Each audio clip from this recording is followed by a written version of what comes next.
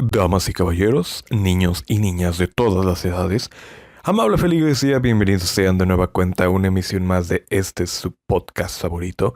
Mi nombre es Manuel González, agradeciéndoles como siempre su preferencia y por estar con nosotros cada domingo a través de YouTube, en estreno a través de a las 11 de la mañana, y en los posteriores días escuchándonos a través de Spotify, Anchor y algunas otras aplicaciones de las cuales yo no tengo mucho conocimiento.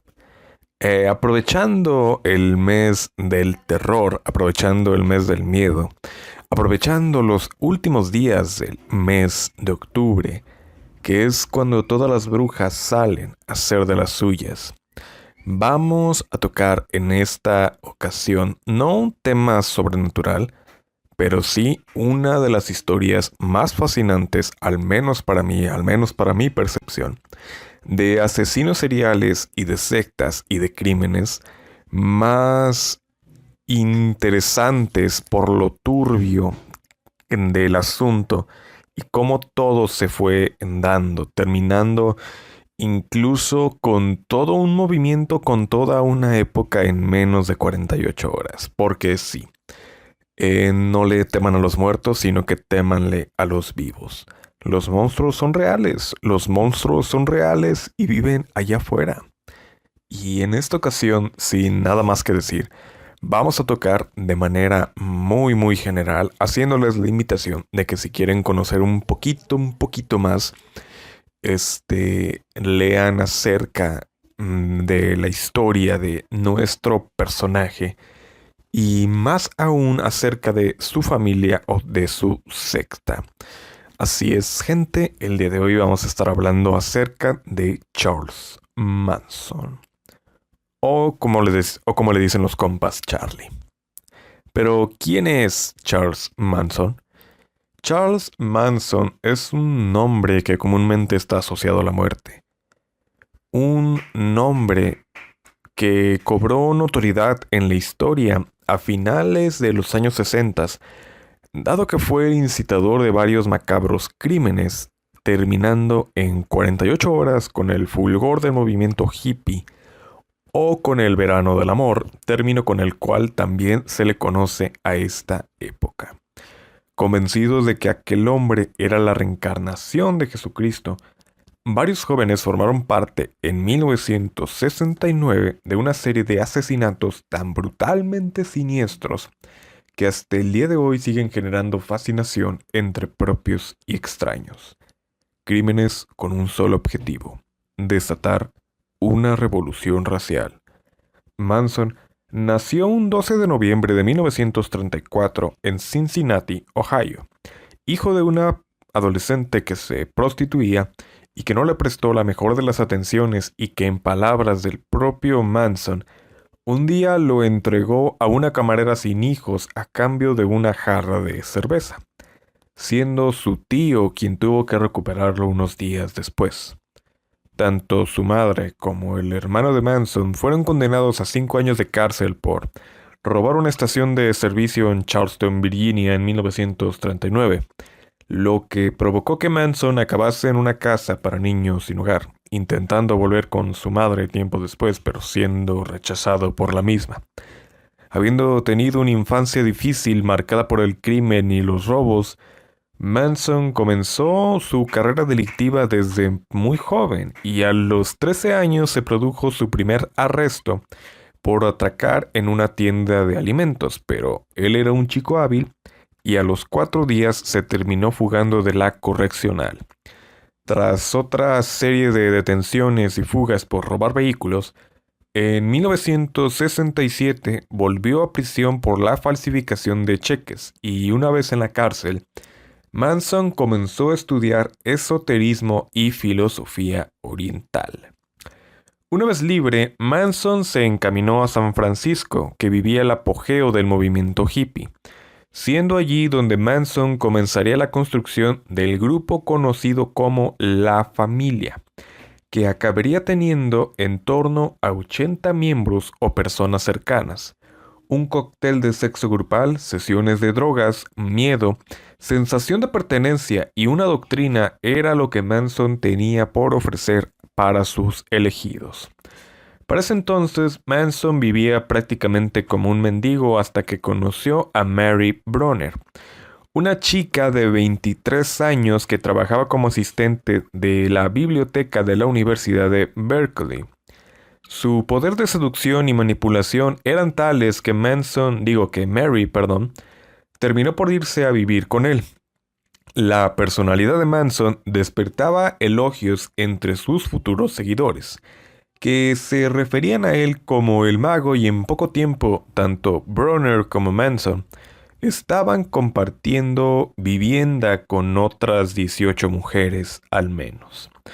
Y antes de que terminara el verano, Manson y varios de sus seguidores subieron a un autobús escolar personalizado al estilo hippie, recorriendo el norte de Estados Unidos hacia el estado de Washington, luego hacia el sur a través de Los Ángeles, México y el suroeste, para luego volver a la zona de Los Ángeles, viviendo en lugares como Topanga, Malibu y Venice Beach.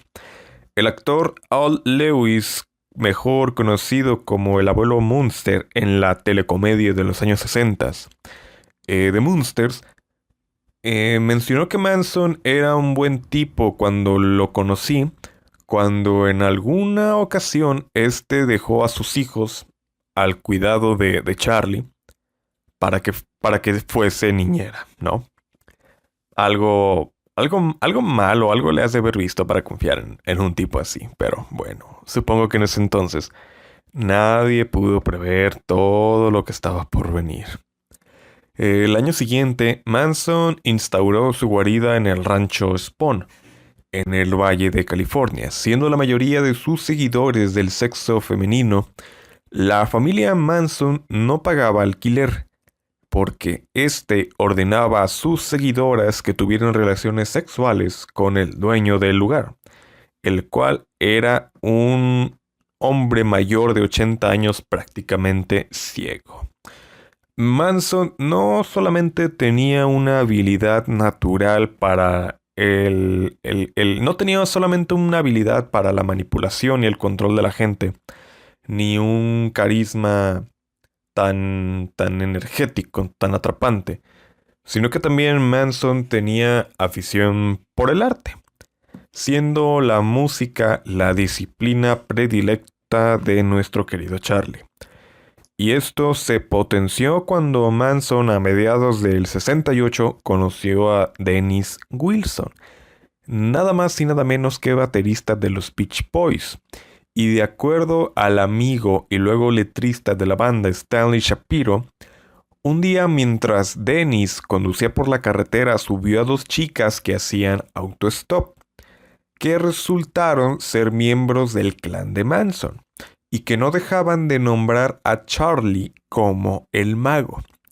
El asunto desde luego despertó el interés de Dennis, y de acuerdo a Dennis, a la noche siguiente, al regresar a su casa en Malibu de una sesión de grabación que terminó aproximadamente a las 3 de la mañana, se encontró en la entrada con un hombre de corta estatura y barba. Recordemos que Charlie era bastante chaparro. No recuerdo exactamente la estatura, pero era bastante pequeño. Este hombre se le acercó. Dennis le preguntó: ¿me vas a lastimar? A lo que el hombrecillo le respondió: ¿crees que estoy aquí para lastimarte, hermano? Y se arrodilló para besarle los zapatos. Cuando Dennis entró a la casa acompañado de Manson, se encontró con una docena de desconocidos adentro de la misma, la gran mayoría mujeres, el punto débil de Dennis. En 1968, Phil Kaufman, productor musical que había conocido a Manson en la cárcel, se mudó brevemente con él y con la familia. Kaufman insistió continuamente para que Manson grabara algunas canciones. Y el 6 de marzo de 1970, el día en que el tribunal anuló la petición de Manson de ser él mismo su abogado en el juicio, Lie, un álbum con canciones de Manson fue publicado. En el álbum se incluyó la canción Cease to Exist, una composición original de nuestro querido Charlie. Dennis Wilson de The Beach Boys regrabó el mismo tema con letras diferentes y lo incluyeron en el álbum 2020, pero la canción aquí pasó a llamarse Never Learn Not to Love. Manson llegó a grabar algunas canciones más, según él mismo relata. Yo estaba con Dennis en el estudio de grabación de su hermano, que era más grande que la mayoría de los estudios comerciales. Hicimos una sesión, dejando alrededor de 10 canciones. Y si bien el grupo ha negado enérgicamente que existan dichas grabaciones, incluso con coproducciones de Carl y de Brian y no de Dennis Wilson como tantas veces se había dicho, el ingeniero de sonido Stephen Desper afirmó que las mismas existen. Incluso dijo que el material de Manson era bastante bueno y que tenía talento musical. En pocas palabras, que era un músico bastante competente. Desde entonces se han publicado varias grabaciones de canciones de Manson y de él mismo hablando. The Family Jams, publicado en el 97, incluye 2 discos compactos de canciones de Manson producidas por La Familia en 1900, que Manson y los demás habían sido detenidos.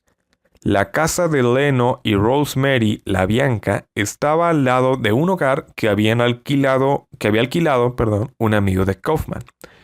Manson había ido en varias ocasiones con Kaufman cuando aún eran amigos. Kaufman declaró que se trató de una simple coincidencia el hecho de que casualmente la casa en donde su amigo vivía como inquilino quedara justo al lado de la casa del matrimonio La Bianca. Recuerden estos nombres y este lugar muy bien, que serán importantes en los acontecimientos que estuvieron por venir.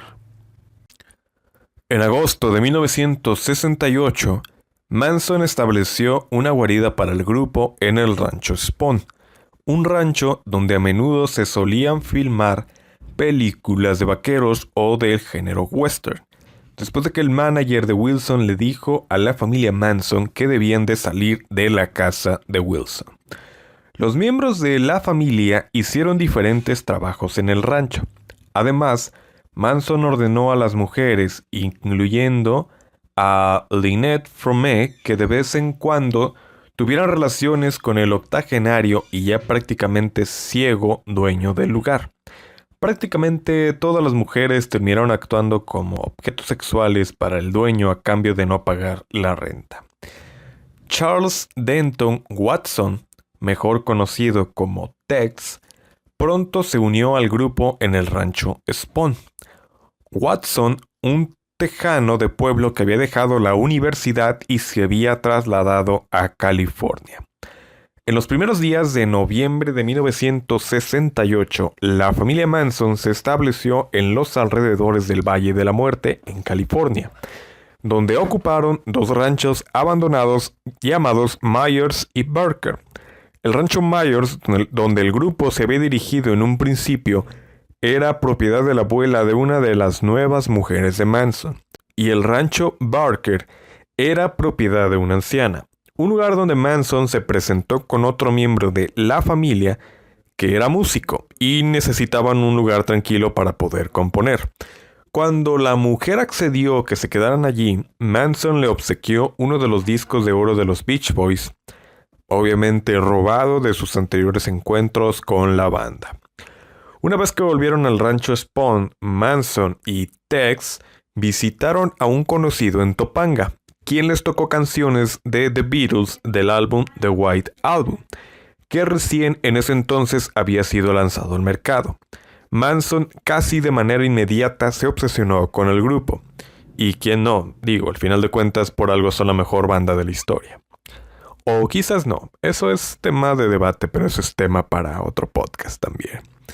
Desde hacía algún tiempo, Manson había estado diciendo que la tensión racial entre negros y blancos estaba creciendo, y que los negros pronto se levantarían en rebelión en las ciudades de Estados Unidos. Hizo hincapié en el asesinato de Martin Luther King ocurrido el 4 de abril del 68, y en la víspera de Año Nuevo en el rancho Myers, los miembros de la familia se reunieron alrededor de una gran hoguera, escuchando cómo Manson explicaba que la agitación social que él les había predicho también había sido prevista por The Beatles. A principios de enero de 1969, la familia Manson se escapó por el desierto y se posicionó para controlar supuestas tensiones de Los Ángeles, mudándose a una casa de color amarillo canario en Canoga Park, no muy lejos del rancho Spahn, debido a que ese lugar iba a permitir que el grupo se mantuviera sumergido bajo el conocimiento del mundo exterior. Manson llamó el lugar Yellow Submarine en referencia a una canción de The Beatles. Allí, los miembros de la familia se prepararon para el supuesto inminente apocalipsis. En febrero, la visión de Manson ya estaba terminada. La familia crearía un álbum cuyas canciones serían tan sutiles como las de The Beatles y desencadenarían el caos predicho. En la casa de Canoga Park, mientras se trabajaba en los vehículos y se estudiaba minuciosamente los mapas para prepararse para la huida a través del desierto, también se trabajaba en las canciones del futuro álbum de Manson. Cuando Manson dijo que Terry Melcher, productor musical amigo de Dennis Wilson, iba a ir a la casa para escuchar el material musical, las mujeres prepararon comida y limpiaron el lugar, pero Melcher nunca llegó. Y fue así como el 23 de marzo de 1969, Manson, sin ser invitado, fue a la calle 10050 Cielo Drive en Beverly Hills, California, que él conocía como la dirección de la residencia de la que Terry Melcher era inquilino. La propiedad era de Rudy Altobelli, empresario del espectáculo, pero Melcher ya no era inquilino del sitio. Desde febrero de aquel año, los inquilinos eran la pareja de Sharon Tate, famosa actriz de los años 60, y de Roman Polanski, director polaco bastante conocido, famoso, que en años posteriores se vería envuelto en polémica por supuestamente estar involucrado con haber tenido algún tipo de relación con una menor de edad. Yo no estoy para contárselo, ni ustedes para saberlo. Lo desconozco, pero el nombre ya se lo saben. Manson fue recibido por Sharon Hatami, un fotógrafo y amigo de Tate. Hatami estaba allí para fotografiar a Sharon antes de su partida para Roma al día siguiente.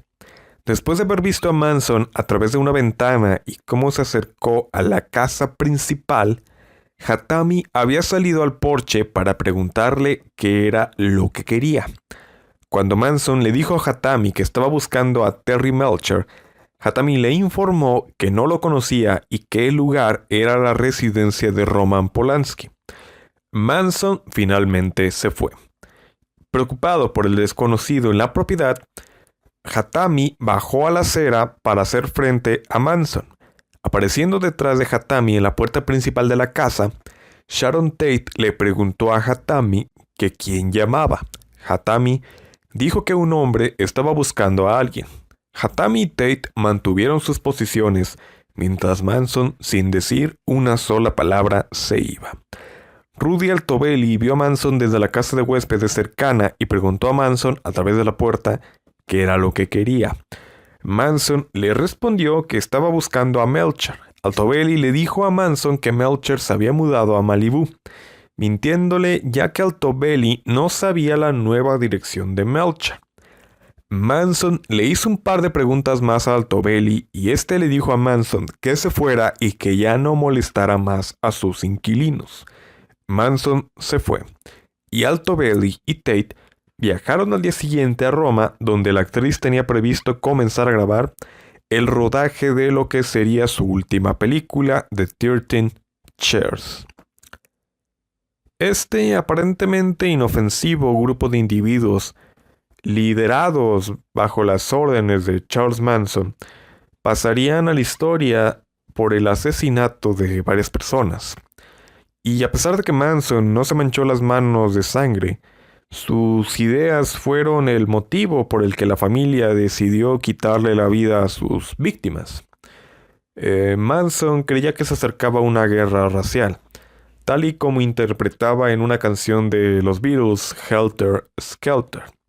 Que si mal no recuerdo, Paul McCartney ha dicho en varias ocasiones que el Helter Skelter es una especie de juego mecánico para niños, algo así, el cual consistía en una resbaladilla.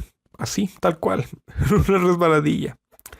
La canción se llamaba así y Manson decidió ponerle el mismo nombre a su profecía, el Helter Skelter. Manson pensaba que los hombres de raza negra se rebelarían contra los blancos y que ganarían la batalla. Pero los negros no podrían conservar el poder debido a que consideraba que eran inferiores. Entonces, Manson se alzaría junto con la familia como el líder del nuevo mundo.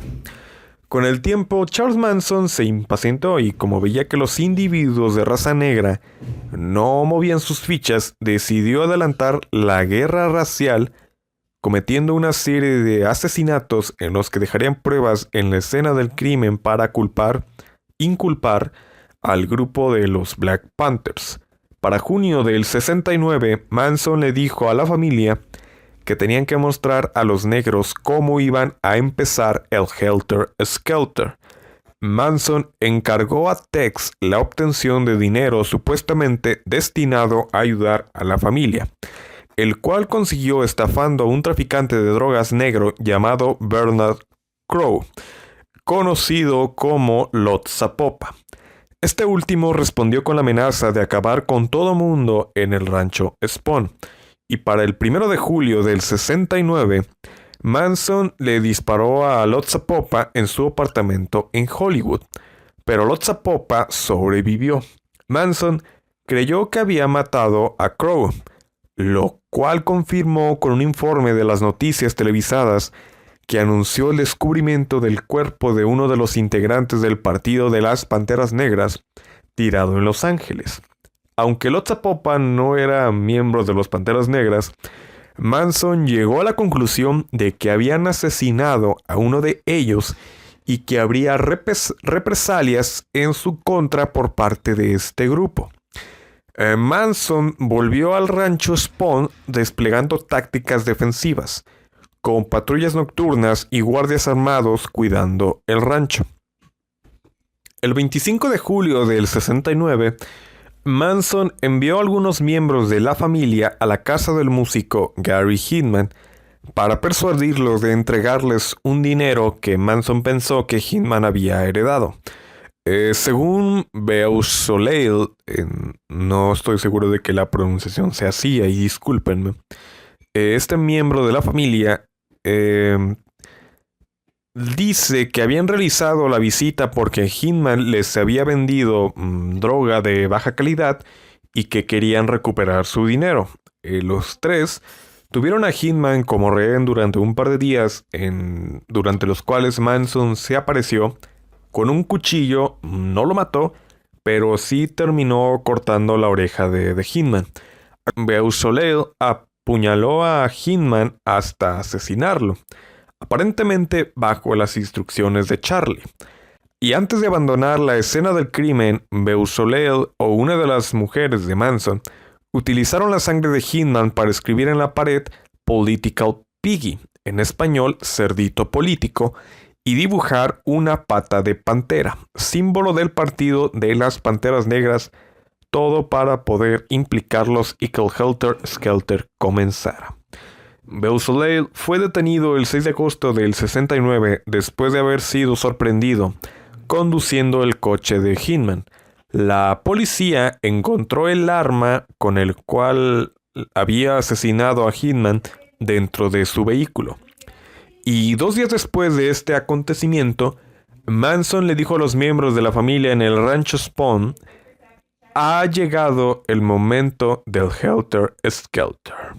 En la noche del 8 de agosto del 69, Manson ordenó a Tex Watson tomar a Susan Atkins, Linda Kasabian y Patricia Krenwinkel, una de las primeras en entrar a la familia Manson, para que fueran a esa casa donde Melcher vivía y destruir totalmente a todo el mundo de la manera más horripilante que se pueda. Manson les ordenó a las mujeres que siguieran todas las instrucciones de Tex. En la casa del 1050 de Zero Drive estaba la actriz Sharon Tate embarazada de 8 meses, su amigo Jay Sebring, peluquero, estilista de las estrellas, un amigo de Polanski, guionista llamado Wojciech Frykowski, y ahí de nueva cuenta, disculpen la pronunciación, y la pareja de Frykowski, Abigail Folger, heredera de la empresa del café Folgers. El marido de Tate, Polanski, estaba en Londres trabajando en un proyecto de una película. Tate había estado con él y había regresado a los Estados Unidos solamente 3 semanas antes. Los miembros de la familia salieron en el automóvil de Tex. Cuando el grupo de asesinos llegó a la entrada de la propiedad, Watson, que había estado en la casa al menos en alguna ocasión, subió a un poste telefónico cerca de la puerta y cortó la línea telefónica. En la medianoche del 9 de agosto de 1969. Pensando que la puerta de la casa de Polanski podría tener una alarma o tener cercado eléctrico, se subió a un muro de contención con maleza y se dejó caer en el jardín. Luego, Linda, Patricia y Susan saltaron la valla de seguridad con una bolsa llena de ropa limpia y cuchillos para asesinar.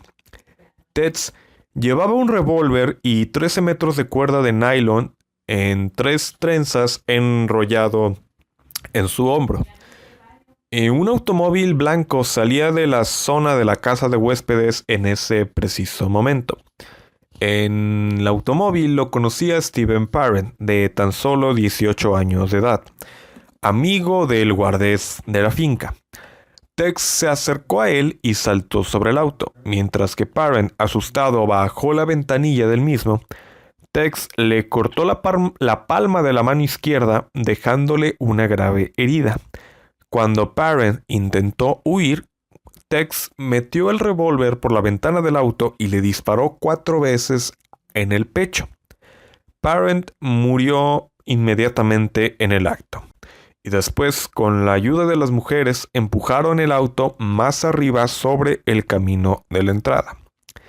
Después de atravesar el jardín de la casa de Polanski, buscando una ventana abierta, Tex quitó el marco con vidrio de una ventana y le dijo a Linda Kasabian que se fuera a vigilar la puerta. Ella se acercó al automóvil de Parent y esperó allí.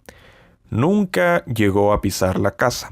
Tex entró por la ventana y abrió la puerta del frente para que Susan Atkins y Patricia Krenwinkel entraran. Apenas entraron a la casa, vieron a Frykowski dormido en un sofá. Cuando Frykowski despertó, se encontró con Watson, apuntándole al rostro con su revólver y pronunciando: «Soy el diablo y he venido a atender los asuntos del diablo». Susan Atkins encontró una toalla con la que amarraron las manos de Frykowski. Atkins decidió pasear por el resto de la casa y observó a Abigail Folger leyendo sobre la cama. Siguió caminando lentamente y se detuvo en la entrada de un cuarto donde se encontraba Sharon Tate conversando con Jay Sebring. Atkins volvió hacia donde estaba Tex y le informó lo que había visto y este le ordenó que los capturara. Atkins y Krenwinkel obedecieron. Atkins entró al cuarto donde se encontraba Abigail Folger y ésta le sonrió pensando que Atkins era alguna invitada más, pero Atkins apuntó a Folger con un revólver.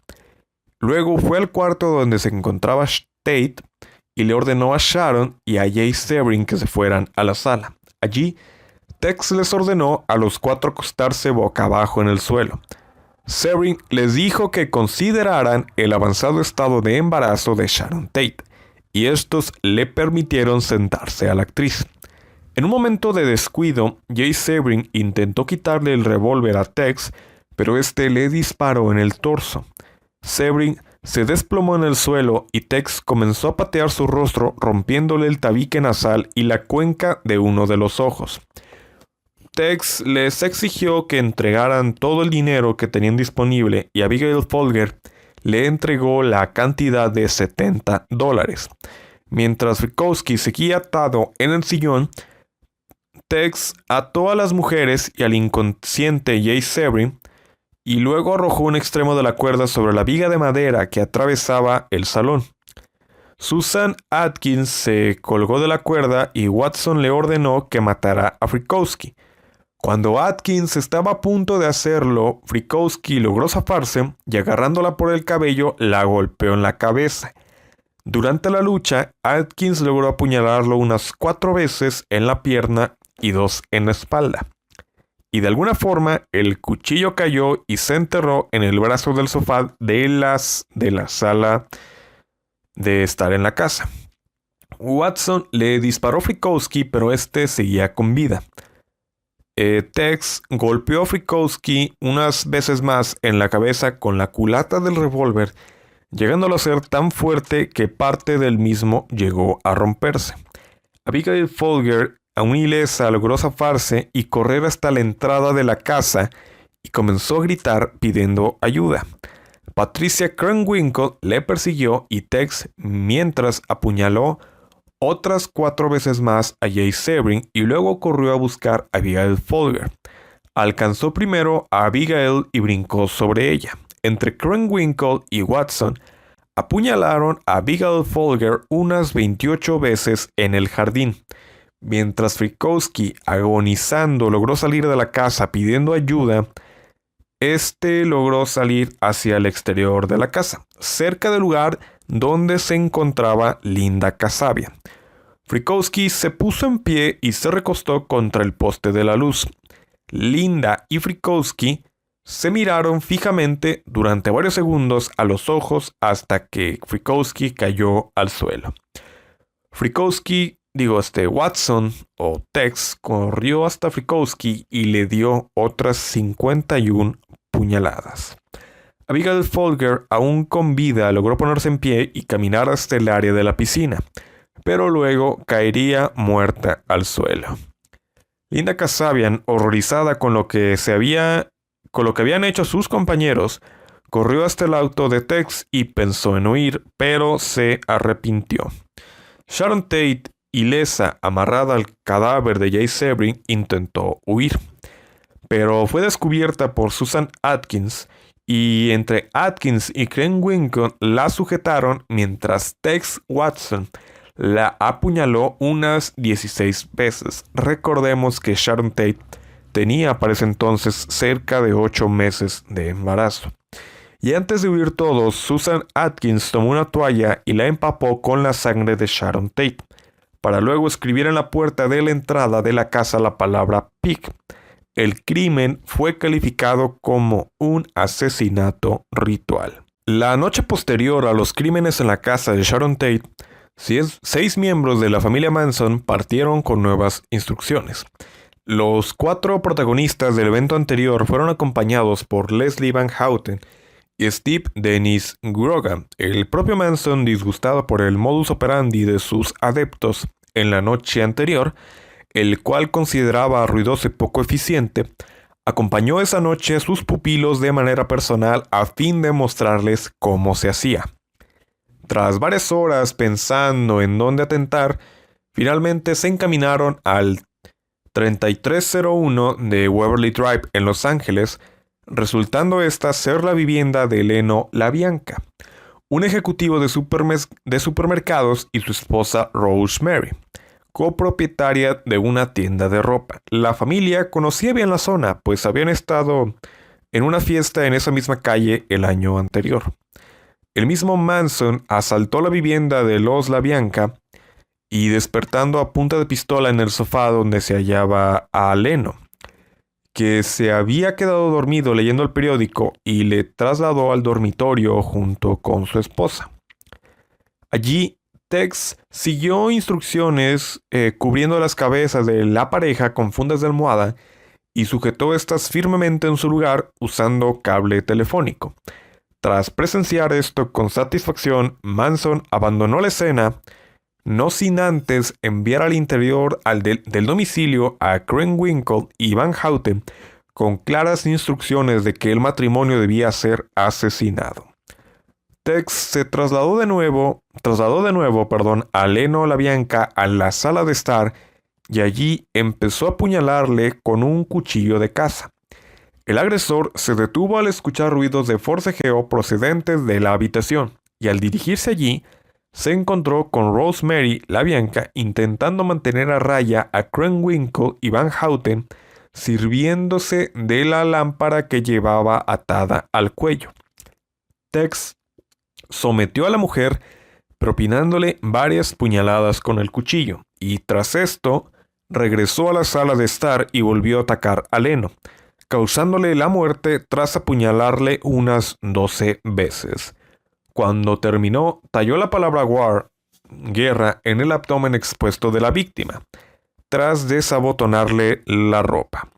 En la habitación, las mujeres terminaron su parte con la señora LaBianca, a la que siguieron apuñalando incesantemente. En la autopsia se llegaron a encontrar hasta 41 heridas de arma blanca.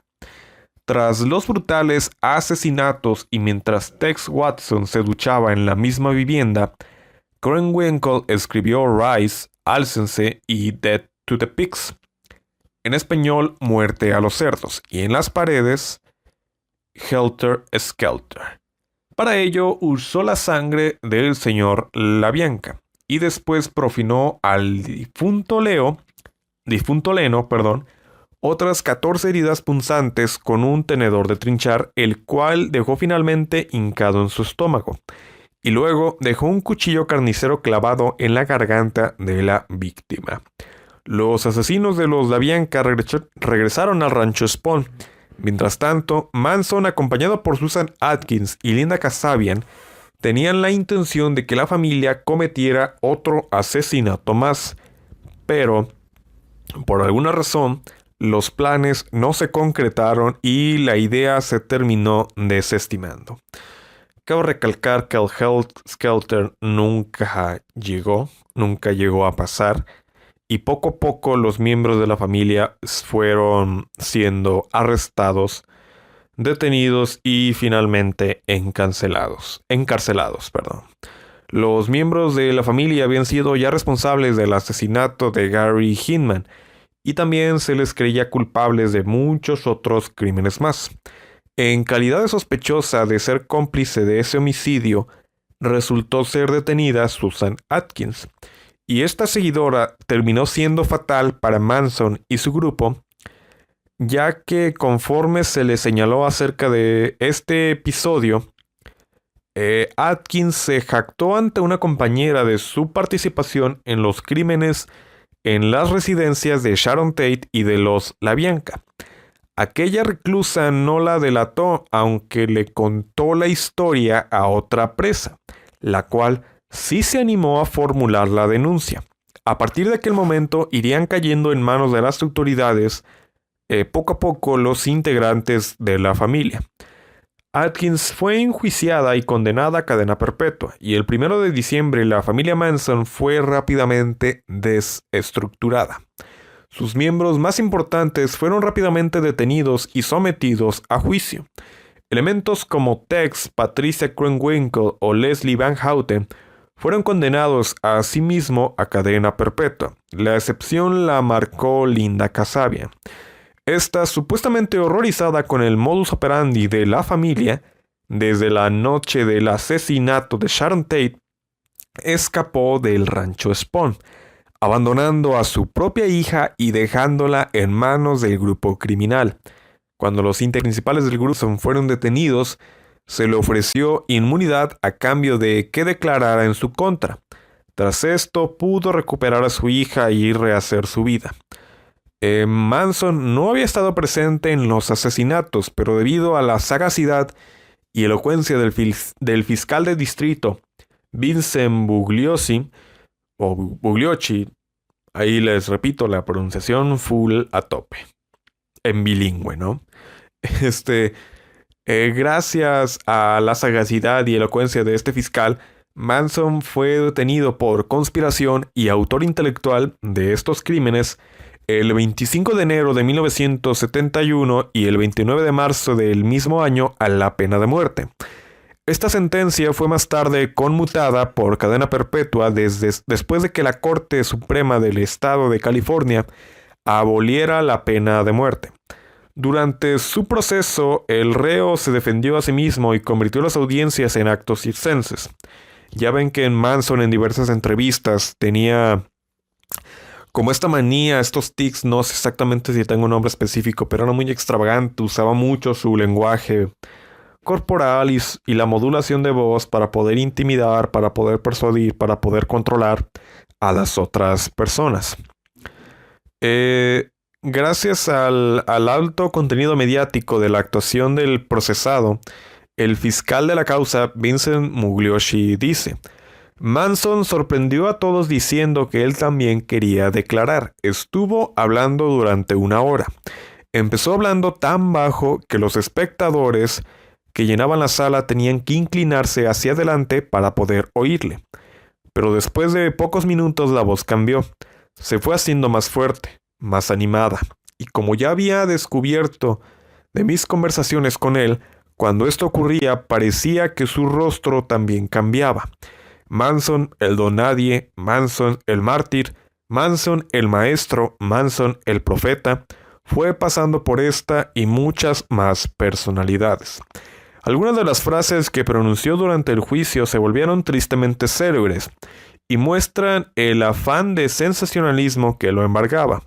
En defensa de sus seguidores, Manson expresó: ustedes han dado a mí sus hijos. Ustedes los señalaron.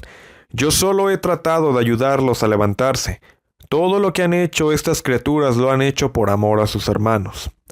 Y a partir de ahí, Manson pasaría el resto de su vida en la cárcel, siguiendo generando fascinación, incluso adeptos, si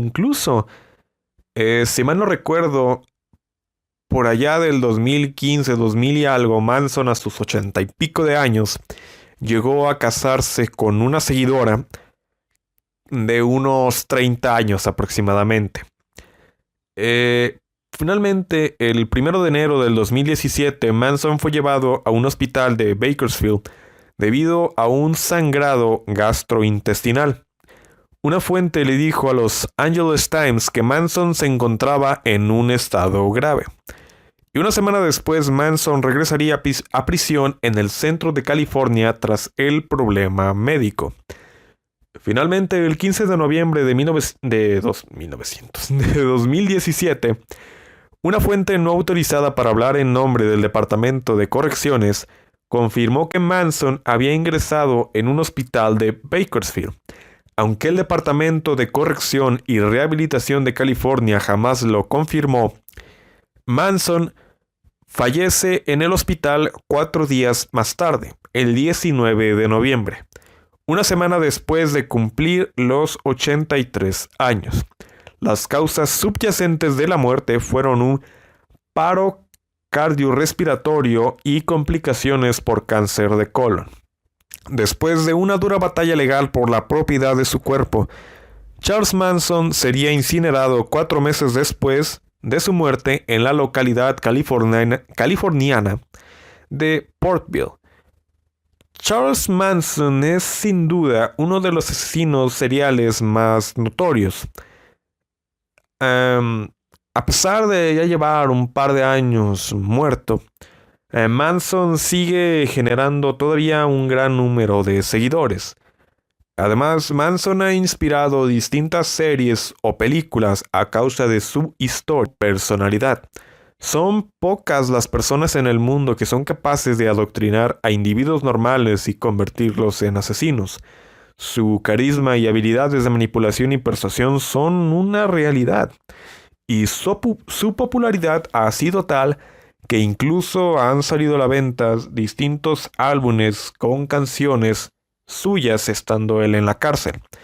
Por otro lado, también ha sido notorio el hecho de que incluso después de haber sido condenado y de que se haya difundido una visión sobre él explicada desde el punto de vista de la policía y de la justicia, Manson ha seguido generando admiración, especialmente entre personas jóvenes. Hay que tener en cuenta de que parte de este fenómeno puede ser atribuido simplemente al hecho de ser conocido por muchas personas. Pero esto no quita de que sea o resulte inquietante. ¿Hasta qué punto somos capaces de idolatrar a gente que rompe con todas las normas sociales mínimas para asegurar la convivencia? Hay ciertos contextos que pueden ser interpretados como justificaciones de la conducta criminal, haciendo que ésta sea valorada positivamente y que sea motivo de devoción o incluso de enamoramiento. Ustedes no están para saberlo ni yo para contarlo, pero es bien sabido que este tipo de personas, este tipo de criminales, por lo general comparten ciertos rasgos de personalidad o ciertas características, como que ciertos patrones que los orillan a ser lo que finalmente son. Una infancia traumática, desapego con los padres, viviendo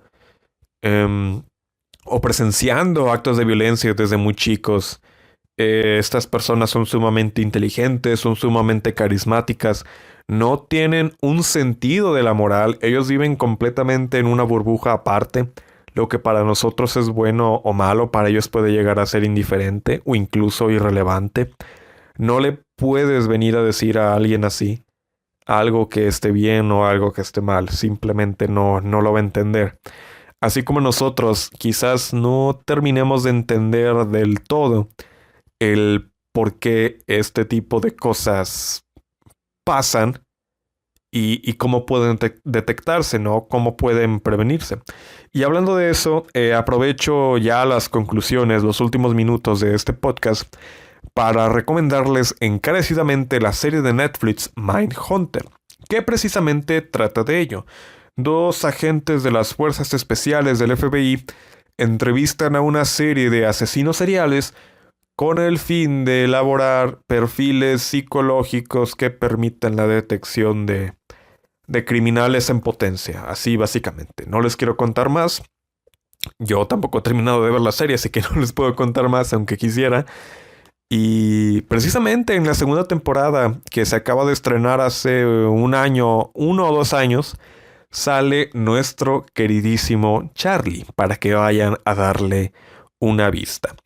Y también recomendarles la película de Quentin Tarantino, estrenada el año pasado, Once Upon a Time in Hollywood, que si bien no retrata fielmente todo lo acontecido en el verano de ese año en California, sí toma varios elementos de la vida real. Al final de cuentas, Once Upon a Time in Hollywood termina siendo una ucronia. Es un relato que toma elementos de la vida real para crear su propia ficción, así en resumidas cuentas. Y esto termina siendo un what if. Y si hubiera pasado y si hubiera sucedido de esta forma, porque sin hacer mucho spoiler, o no sé, quizás sí lo haga. Ya ha pasado un año. Si no la han visto, la verdad no inventen. En los acontecimientos de esta película, vemos la historia de los personajes de Leonardo DiCaprio y Brad Pitt, Rick Dalton y Cliff Booth, que su alrededor, en su mundo, en sus vidas dentro de la película, suceden a la par varias de las cosas narradas ya previamente en este episodio. Desde los encuentros de Manson con Tate hasta menciones de Terry Melcher, etc.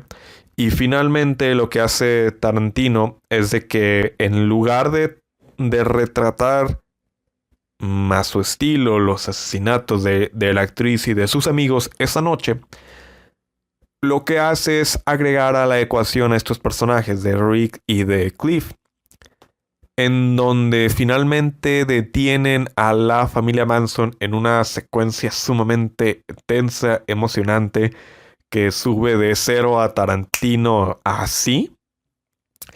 Y Tate se termina salvando y termina creando una especie de amistad con el personaje de Rick Dalton.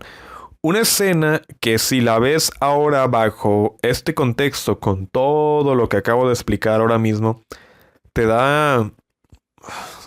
no lo sé, te provoca cierta sensación en el cuerpo porque realmente te pone a pensar, ¿por qué no tuvimos a un Rick Dalton y a un Cliff Booth en la vida real que hubieran evitado que estas cosas pasaran? Yo no sé mucho de la vida de Sharon Tate, pero por lo que he podido leer, era una persona sumamente buena, sumamente carismática, chido a todo dar. Incluso en la película, si bien Tate no tiene tanta relevancia, vaya, dentro del arco argumental de todo lo que es la película, sí está ahí como aparte de un atractivo visual, está como una presencia